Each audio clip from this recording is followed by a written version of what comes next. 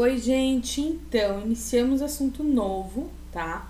Então, vocês já viram esse assunto, inclusive, em geografia, só que agora a gente vai ver questões um pouco mais históricas dentro do contexto de Guerra Fria.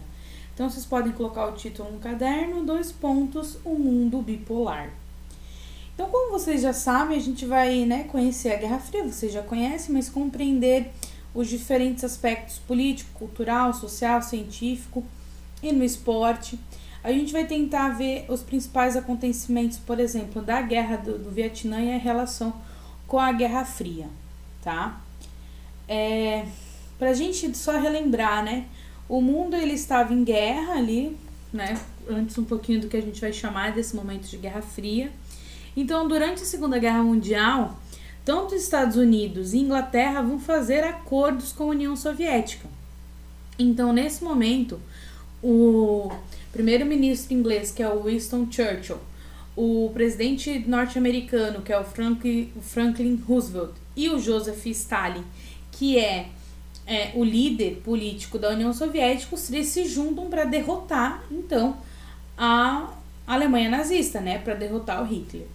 Nesse momento também vai ter a criação da ONU, que é um órgão que existe até hoje, que é a Organização das Nações Unidas, que tenta mediar conflitos. E quando a guerra acaba, a gente viu que a Alemanha é dividida. Como que ela é dividida, então? Em 4 áreas, para evitar, então, que ela se reorganizasse e, fizesse algum novo conflito. Então, ela é dividida entre a área soviética, que vai estar Berlim dentro dessa área soviética, a área estadunidense, que tem Frankfurt, Stuttgart, Munique, a área francesa, a gente não vai ter nenhuma cidade conhecida aqui, e a área, então, britânica, que tem Hamburgo, Bremen, Hannover, Colônia, que são cidades bem conhecidas da Alemanha.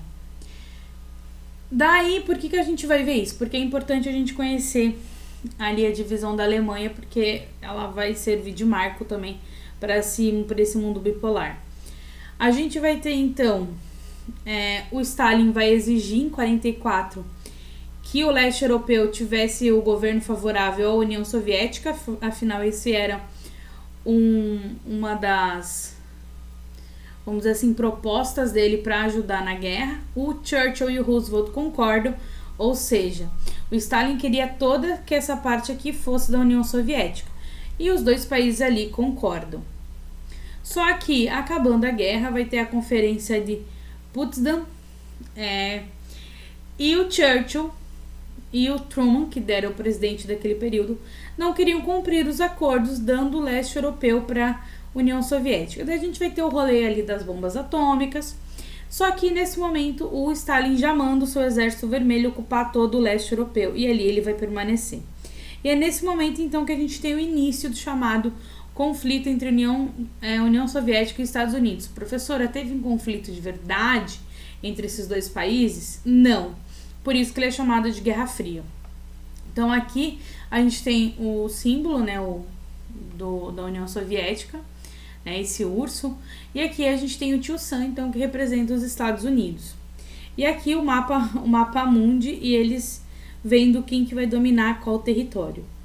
Então, os Estados Unidos eram a representação do que a gente chama de capitalismo, tá? Eles vão defender, então, esse sistema econômico baseado no capitalismo. O capitalismo é um sistema econômico, e esse sistema econômico defende o direito e a defesa da propriedade privada, que os cidadãos possuem recursos para investir, que eles possam esses cidadãos ser chamados de capitalistas.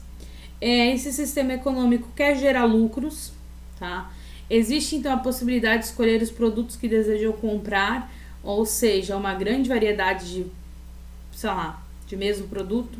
Uma água, não é uma água, mas você vai ter 15 opções de marcas de água. E por causa disso, o sistema capitalismo ele precisa promover o consumismo, Você precisa comprar, e para comprar você incentiva propagandas nos meios de comunicação em massa. Eu vou falar um pouco aqui da União Soviética, que defende o socialismo. Então, essa União Soviética, o que é? É a união de alguns países, a Rússia e mais alguns outros aqui, que eram socialistas, então eles formam a União das Repúblicas Socialistas. Então aqui, né, ela vai compreender a Rússia, a Ucrânia, que está aqui, a Bielorrússia, aqui, depois a chamada Transcaucásia, que são esses países aqui, e mais tarde teremos a Estônia, a Letônia, a Lituânia, Geórgia, Armênia. Todos esses países aqui vão formar o que a gente conheceu por muito tempo como União das Repúblicas Socialistas Soviéticas.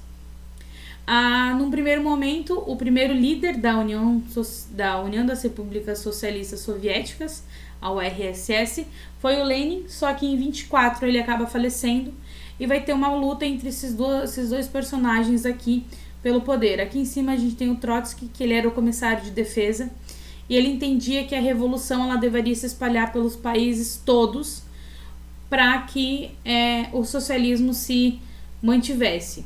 Já o Joseph Stalin, que era o secretário-geral do Partido Comunista, vai defender a tese primeiro da consolidação do socialismo na União Soviética e depois disseminá-lo pelo mundo, tá? E por meio de algumas manobras políticas, o Stalin vai conseguir o poder e vai expulsar o Trotsky da União Soviética.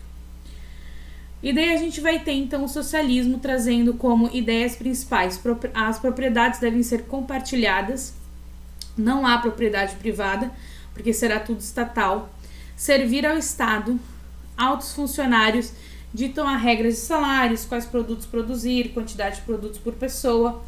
Vamos pensar assim, que se pensa muito mais no coletivo e terá o Estado pensando nesse coletivo. Ok, continuamos na próxima aula.